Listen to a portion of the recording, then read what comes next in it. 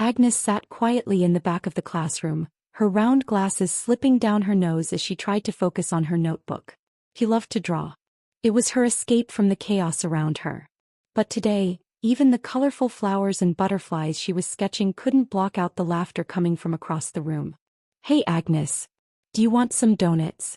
Rachel sneered, holding out an empty box.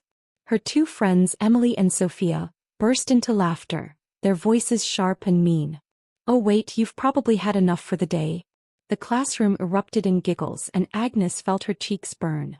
She wanted to disappear, to melt into her chair and vanish from sight. She wasn't just shy, she was invisible unless someone wanted to make her the punchline of a cruel joke. At Mark's Academy, a prestigious school where uniforms were perfectly pressed, and expectations were sky-high, Agnes never felt like she belonged. She wasn't as slim or as fashionable as the other girls. She didn't have a clique and the teachers barely noticed her unless she raised her hand, which she rarely did. Her bullies, Rachel, Emily and Sophia, were the queens of the school. Rachel was their leader, with her long blonde hair and icy blue eyes that could silence a room. Emily was the loud one, always whispering cruel remarks that spread like wildfire. And Sophia? She was the enforcer, the one who shoved Agnes into lockers or accidentally spilled juice on her. Together they made Agnes's life a living nightmare. After school, Agnes trudged home, her backpack weighing heavily on her shoulders. She lived in a sprawling mansion on the edge of town, but it didn't feel like home. Her parents, Mr. and Mrs. Burlington, were always busy. Her father traveled for work, rarely home for more than a day or two, while her mother, an influential businesswoman, was glued to her laptop or on a call. "Mom, can I talk to you?" Agnes asked one evening, her voice barely above a whisper. Mrs. Burlington glanced at her daughter over the rim of her glasses. "Of course, darling. What is it?" Agnes hesitated. "There are these girls at school. They're really mean to me. They call me names and—" "I'm so sorry to hear that, sweetheart," her mother interrupted, already turning back to her computer. "But you're strong. You'll figure it out. I've got an important meeting, but we'll talk later, okay?" Later never came.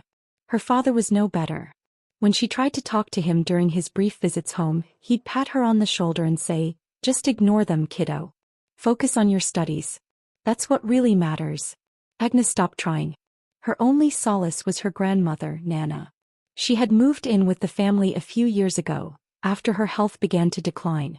Nana was unlike anyone Agnes had ever known, wise, warm, and mysterious. Her room always smelled of lavender and herbs, and strange trinkets lined her shelves. Crystals, old books, and jars filled with odd ingredients. One evening, after another humiliating day at school, Agnes found herself sitting on Nana's bed. She couldn't hold back the tears any longer. "They're so mean to me, Nana," she sobbed. "I don't know what to do. Mom and Dad don't care. No one does." Nana's sharp eyes softened and she reached out to stroke Agnes's hair. "Oh, my sweet girl," she said, her voice thick with an accent from her childhood. "You don't deserve this. No one does. But you must be brave." "I've tried," Agnes whispered. "It doesn't work." Nana was silent for a long moment, her fingers tracing the edge of a small ornate box on her bedside table. Finally she spoke. "There's something I've never told anyone in this family. Not even your mother. But I think it's time." Agnes looked up, confused. "What do you mean?" Nana leaned in close, her voice dropping to a whisper. "I come from a long line of women with special abilities. Powers, you could say. We've always used them to protect those we love. And I think it's time I taught you." Agnes blinked. "Powers? Like magic?" Nana nodded, a small smile playing on her lips. "Yes, child. But you must promise me something. Whatever I teach you, whatever we do together, must remain a secret. No one, not your parents, not your teachers, no one, can know. Do you promise?" Agnes hesitated, her heart racing. Sounded too good to be true. But then she thought of Rachel, Emily, and Sophia and the way they made her feel so small. If there was a way to stop them, she had to try. "I promise," she said. That night, Agnes lay in bed, her mind racing. Could Nana really help her? Could magic be the answer to her problems? She didn't know what to expect, but for the first time in a long while she felt a flicker of hope. The next afternoon, when her driver dropped her off at home, Nana was waiting for her. She led Agnes upstairs to her room and locked the door behind them. The curtains were drawn and the room was bathed in the soft glow of candlelight. A circle of salt had been sprinkled on the floor, and strange symbols were drawn on a piece of parchment in the center. "Sit here," Nana instructed, pointing to a cushion inside the circle. Agnes obeyed, her heart pounding. Nana began to chant in a language Agnes didn't recognize, her voice low and rhythmic. The candles flickered and the air seemed to hum with energy. Finally, Nana reached into her pocket and pulled out a delicate silver necklace with a tiny teardrop-shaped pendant. "This necklace has been infused with a powerful charm," Nana explained, fastening it around Agnes's neck. "It will help you find the strength you need. But remember, power is a tool, not a weapon. Use it wisely." Agnes nodded, her fingers brushing the pendant. It felt warm against her skin, almost alive. She didn't fully understand what had just happened, but she felt different. Stronger. "Thank you, Nana," she whispered. Nana smiled, but there was a hint of worry in her eyes. "Be careful, my dear. Power can be a dangerous thing." As Agnes went to bed that night, she couldn't stop touching the necklace. She didn't know what tomorrow would bring, but she knew one thing for sure. The days of being helpless were over. The next morning, Agnes woke up feeling a strange new energy coursing through her body. She touched the pendant around her neck, its warmth reassuring. For the first time in months, she didn't dread going to school. Instead, she felt curious. Would the necklace really work? What kind of power did it hold? As she ate breakfast in the kitchen, her mother rushed past with her phone pressed to her ear, barely glancing at Agnes. "Have a great day, sweetie," she called over her shoulder. Agnes didn't reply. She didn't need her mother's empty words today. She had something better. At school, Rachel, Emily, and Sophia were waiting for her as usual.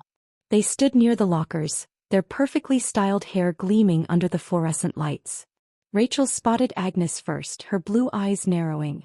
"Look who it is. The Michelin mascot," Rachel said loudly, and the other girls burst into laughter. Agnes froze, her fingers tightening around the strap of her backpack. But this time something felt different. The pendant around her neck grew warmer, as if it were reacting to her emotions. She met Rachel's gaze, something she had never dared to do before. "You should stop," Agnes said quietly. Rachel blinked, caught off guard. Then she laughed. "Stop what? Telling the truth? Oh, please." Agnes felt a strange pull inside her, like a thread being tugged in her mind. She focused on Rachel, on the way her cruel words cut through her like knives. Slowly, she imagined Rachel's voice fading away, like a candle being snuffed out. Rachel opened her mouth to speak, but no sound came out. Her lips moved, her throat bobbed, but nothing happened. The hallway went silent as everyone turned to stare at Rachel. Her face turned red with frustration as she clutched her throat, trying desperately to make a sound. "What's wrong?" Emily asked, stepping closer. Rachel tried, but her voice was completely gone. Agnes felt a surge of satisfaction, but she forced herself to look innocent. "Maybe you should go to the nurse," she said softly. Rachel shot her a glare, her eyes wide with fear. She turned and hurried down the hall, Emily and Sophia trailing behind her. For the first time, Agnes walked to class without feeling invisible. That evening, she couldn't wait to tell Nana what had happened. She found her in the attic, surrounded by shelves of ancient books and jars filled with strange ingredients. "Nana, it worked," Agnes said, her voice trembling with excitement. "Rachel tried to bully me and I made her lose her voice." Nana turned to her, her expression a mix of pride and concern. "I'm glad the necklace is helping you, my dear. But remember what I said. Power is a tool, not a weapon. You mustn't let anger guide you." Agnes nodded, though she wasn't sure she agreed. Rachel deserved what had happened to her. They all did. "Nana, can I ask you something?" she said, changing the subject. "Why do you have all this magic stuff? Did you always know you were a magician?"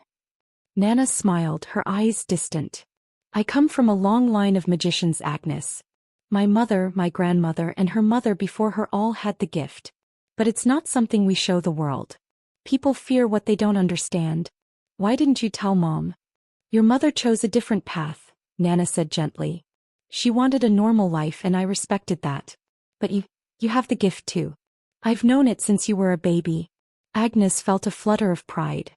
For once, she wasn't just the quiet, overlooked girl. She was special. The next day, she decided to test the necklace again. This time she focused on Emily, the loudest of the bullies. Emily loved to whisper nasty rumors about Agnes, and it was time she learned what it felt like to be tormented.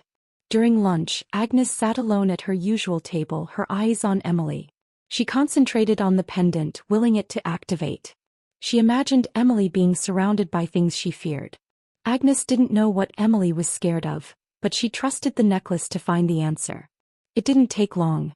Emily suddenly froze, her tray clattering to the floor. "Snakes," she screamed, flailing wildly. "They're everywhere. Get them off me." The cafeteria erupted into chaos as Emily swatted at invisible creatures. Other students stared, confused. "What's she talking about?" someone whispered. "I don't see anything," another said. Emily bolted from the room, still screaming. Agnes felt a thrill of satisfaction. He had always been the one running away, but not anymore. That night, as she lay in bed, she replayed the day's events in her mind. He had never felt so powerful, so in control. But there was a small voice in the back of her mind, whispering that something wasn't right. When she told Nana about Emily, her grandmother's face darkened. "Agnes," Nana said, her voice stern. "You're crossing a dangerous line. Magic should never be used to harm others." "But they hurt me first," Agnes protested. "I'm just defending myself." "Revenge is a slippery slope," Nana warned. "It may feel good now, but it will come at a cost. Magic always does." Agnes frowned, her excitement dimming. She didn't want to upset Nana, but she couldn't stop now. For the first time in her life, she felt like she mattered. She wasn't going to let anyone take that away from her. By the time she went to sleep, she had already decided on her next target: Sophia. The next morning, Agnes woke up feeling a strange confidence she had never felt before. She glanced at her necklace in the mirror. Its faint glow seemed to pulse with anticipation. Sophia was going to get what she deserved. Sophia had always been the most aggressive of the bullies. She never bothered with words when she could shove Agnes into lockers or knock her books to the ground. Agnes could still feel the sting of humiliation from the time Sophia dumped her lunch tray on her lap in front of the entire cafeteria. Now it was time to turn the tables. At school, Agnes waited for the perfect moment. She spotted Sophia in gym class, standing with her friends near the bleachers. The three girls were laughing, probably at someone else's expense. But Agnes didn't care about their words anymore. She focused on Sophia, gripping the pendant tightly. This time she didn't just want to scare her. She wanted to make her powerless, just like she had made Agnes feel. She closed her eyes and imagined Sophia losing control of her own body, her limbs betraying her. She visualized her tripping, falling, unable to stand. The pendant grew hot in her hand and a surge of energy coursed through her. Sophia's laughter suddenly stopped. "Hey, what's wrong?" Emily asked, noticing Sophia swaying on her feet. I can't move," Sophia stammered, her voice trembling. She tried to step forward, but her legs gave out and she crumpled to the ground. Gasps echoed through the gym. The coach rushed over, shouting for space. "What happened?" someone asked. "I don't know," Sophia cried, her voice shaking. I can't control my arms or legs." Emily and Rachel knelt beside her, their faces pale. For once they looked genuinely scared. Agnes watched from a distance, her heart pounding. A small smile tugged at her lips. Sophia had always been the strong one, the enforcer. Now she was the one who needed help. That evening, Agnes couldn't wait to tell Nana what she had done. She found her grandmother in the kitchen, stirring a pot of stew. "Nana," Agnes began, her voice eager. "It worked again. Sophia couldn't even move today." Everyone was terrified. Nana turned to face her, and for the first time, there was no warmth in her expression. "Agnes, what are you doing?" "I'm just defending myself," Agnes said, her excitement faltering. "This is not defense," Nana said sharply. "This is vengeance. And vengeance is a poison, my dear. It may taste sweet at first, but it will consume you." Agnes frowned. "They deserve it. They've made my life miserable for years. Why shouldn't I fight back?" "Because power has consequences," Nana said, her voice heavy. "The more you use it, the harder it becomes to stop. And the price may be more than you're willing to pay." Agnes didn't respond. She didn't want to argue with Nana, but she didn't feel like she was doing anything wrong. For the first time in her life, she wasn't helpless. She wasn't a victim. How could that be a bad thing? The next day at school, the atmosphere had changed. With Rachel unable to speak, Emily on the verge of a breakdown, and Sophia unable to move without assistance, the once invincible trio was no longer a threat. Agnes walked through the halls with her head held high. No one whispered behind her back anymore. No one laughed at her. In fact, most people avoided her altogether, their eyes darting away as she passed. At first she enjoyed the quiet. But by lunchtime, a strange emptiness began to creep in. The cafeteria felt too silent without Rachel's sharp remarks and Emily's laughter. She had wanted them to stop tormenting her, but she hadn't expected to feel lonely. As she sat alone, she noticed a girl from her class, Clara, hesitantly approaching her table. Clara was quiet and shy, much like Agnes had been before the necklace. "Hi, Agnes," Clara said softly. "Is it okay if I sit here?" Agnes blinked in surprise. No one had ever wanted to sit with her before. "Sure," she said, moving her tray to make space. Clara sat down, her hands fidgeting nervously. "I just wanted to say, I think it's really brave what you did to Rachel and her friends." Agnes froze. "What do you mean?" "Well, everyone knows they've been awful to you," Clara said. "And now, it's like karma finally caught up with them." Agnes forced a smile. "Yeah. Karma." Clara didn't notice her hesitation. She kept talking, her voice growing more confident. "I've always thought you were really cool, you know? The way you just keep going even when people are mean. I wish I could be more like you." Agnes felt a strange warmth in her chest. For so long she had been invisible. Now someone saw her. That evening, Agnes found herself in Nana's room again. She sat on the edge of the bed, clutching the pendant. "Nana," she said quietly, "why does it feel so good to have power?" Nana looked at her, her expression softening. "Because power gives us control, my dear. Makes us feel safe. But true strength doesn't come from magic or revenge. It comes from knowing who you are and standing tall, even when the world tries to tear you down." Agnes nodded, but her mind was still racing.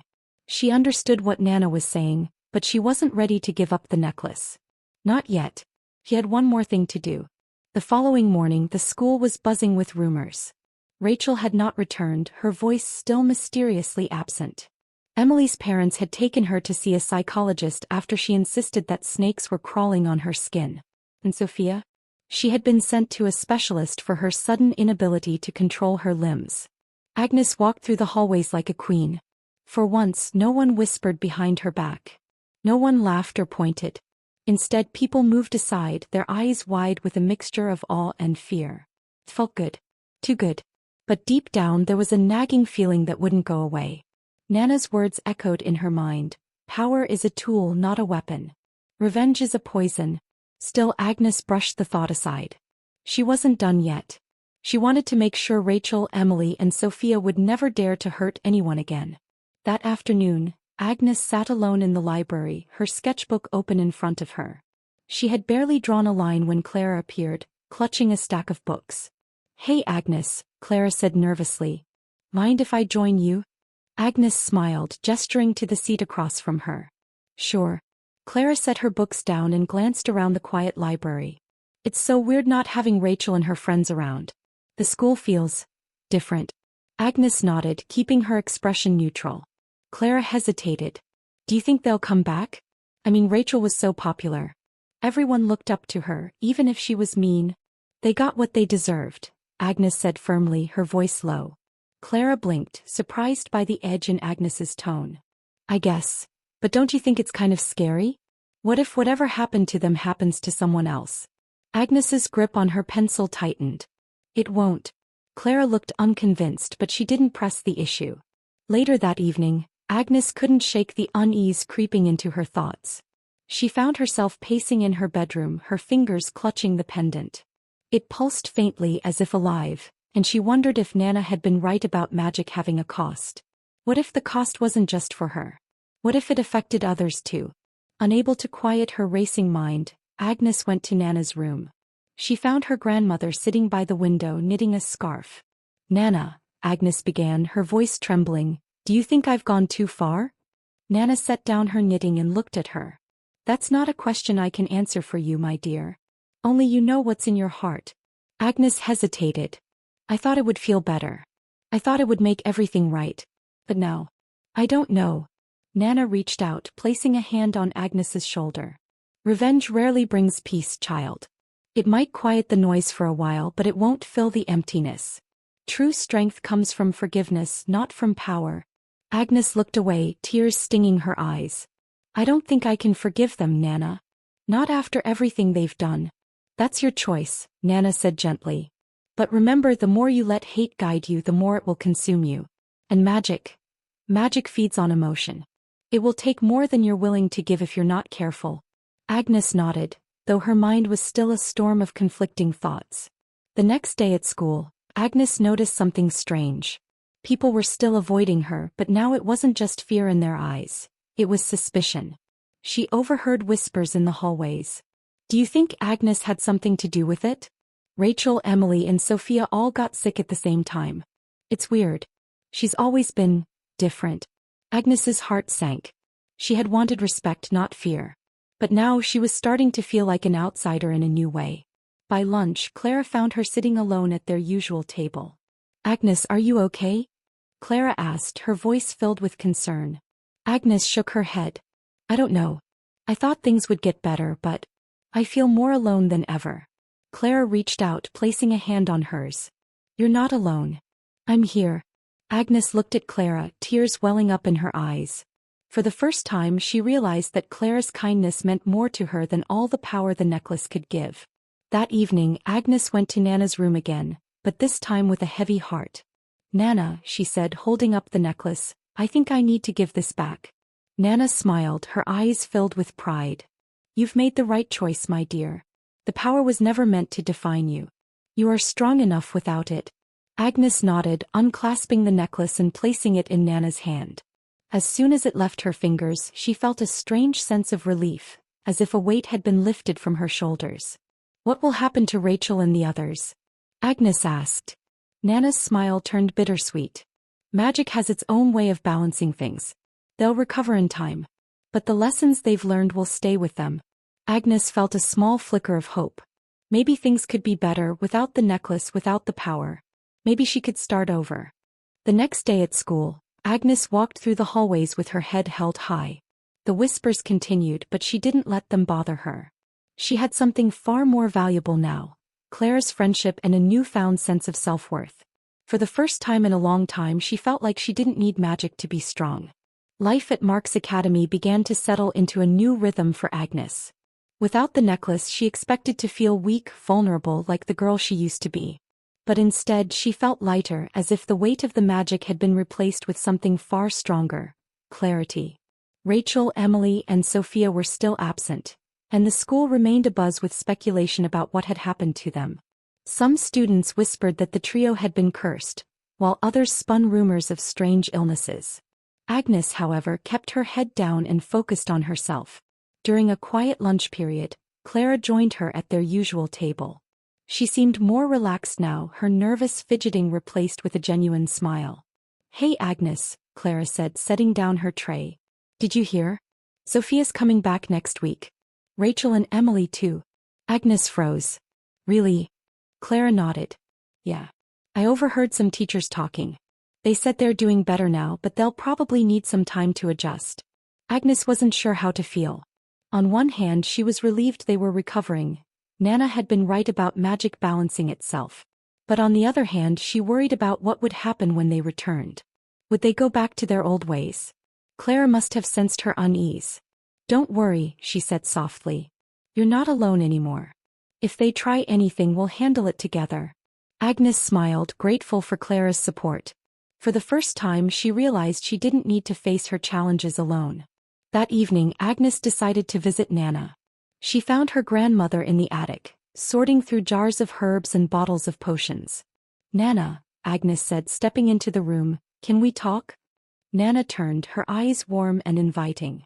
Of course, my dear. What's on your mind? Agnes hesitated. Do you think they'll change? Rachel, Emily, and Sophia, I mean.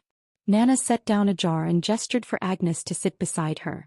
People can change, Agnes, but it's not always easy. Sometimes it takes a wake-up call, something that shakes them to their core. What they've been through might be just that. But what if they don't? Agnes asked, her voice small.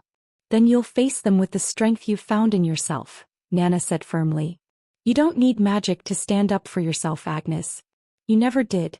Agnes nodded, her grandmother's words filling her with a quiet confidence. When Monday arrived, the air at school was thick with anticipation. Rachel, Emily, and Sophia returned, but they were far from their former selves. Rachel, once the loud and commanding leader, now spoke softly, her voice still hoarse from her unexplained silence. She avoided eye contact with most people and stayed close to her friends. Emily seemed skittish, her eyes darting around as if she expected something to jump out at her. She clutched her books tightly as if they were a shield. Sophia moved slowly, her steps deliberate. Her usual swagger was gone, replaced by a quiet humility. Agnes watched them from afar, unsure what to expect. She prepared herself for the worst, but when their eyes met in the hallway, something surprising happened. Rachel looked away first, her cheeks flushing with shame. Emily gave Agnes a hesitant nod, and Sophia muttered a quiet, "Hi," before hurrying past. It wasn't much, but it was enough. Over the next few weeks, things continued to change. The trio kept to themselves, no longer the dominant force in the school's social hierarchy. They didn't speak to Agnes and she didn't approach them, but there was an unspoken truce between them. Agnes focused on her studies and her budding friendship with Clara. She joined the art club, where she discovered a passion for painting. She found joy in creating, in expressing herself through colors and shapes. One afternoon, Clara invited her to a group study session at the library. Agnes hesitated at first, but Clara's encouragement gave her the push she needed. To her surprise, the other students welcomed her warmly. For the first time, Agnes felt like she belonged. One evening, as Agnes sat in her room sketching, her mother knocked on the door. "Can I come in?" Mrs. Burlington asked, peeking inside. Agnes looked up, surprised. "Sure." Her mother stepped inside, holding a tray with 2 mugs of hot chocolate. She set it down on Agnes's desk and sat on the edge of the bed. "I've been meaning to talk to you," her mother began, her tone unusually soft. "I know I haven't been around much and I'm sorry for that. Work has always been overwhelming, but that's no excuse." Agnes blinked, unsure of what to say. "I want to do better," her mother continued. "You're important to me, Agnes. I don't want you to ever feel like you're alone." Tears welled up in Agnes's eyes, but she managed a small smile. "Thanks, Mom." They sat together in silence for a while, sipping their hot chocolate. For the first time, Agnes felt a glimmer of hope that their relationship could improve. That night, as Agnes lay in bed, she thought about everything that had happened. She thought about the bullies, about Nana, about the necklace. She thought about the choices she had made and the lessons she had learned. She realized that true strength didn't come from magic or revenge. It came from the people who cared about her, from the courage to stand up for herself, and from the belief that she was worth more than the cruel words of others. Agnes closed her eyes, a smile on her lips. She didn't know what the future held, but for the first time in a long time she felt ready to face it.